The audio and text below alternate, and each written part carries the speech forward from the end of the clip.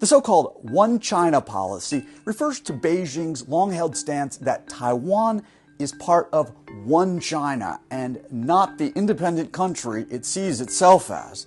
Here's the background.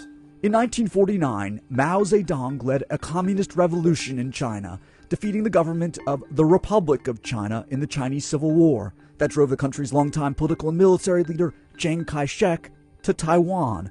From Taiwan, a newly independent island that until World War II had been a Japanese colony, Chiang Kai-shek tried but failed in his hopes of regaining control of the mainland from his communist rival. Through the 1950s and 60s, the U.S. never established formal diplomatic relations with the Communist People's Republic of China, instead recognizing the Republic of China on Taiwan as the sole legal government of all China. Mainland China's leadership continued believing Taiwan to be a breakaway province that should be taken by force if necessary.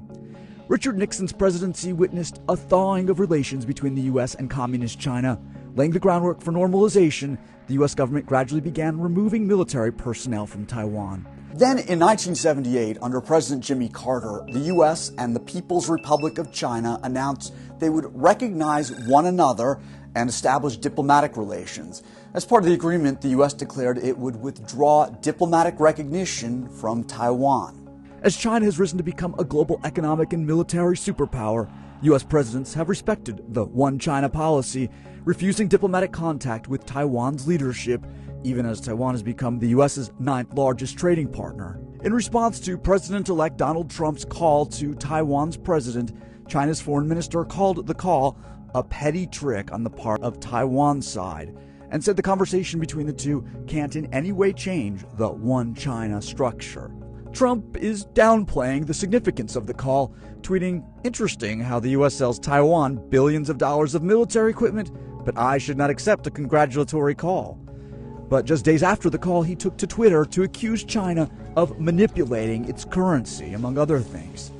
This 1-2 punch seems designed to put Beijing on notice. As WSJ's Andrew Brown writes, having barged into the most sensitive area of U.S.-China relations, Mr. Trump must now expect Beijing to test his resolve.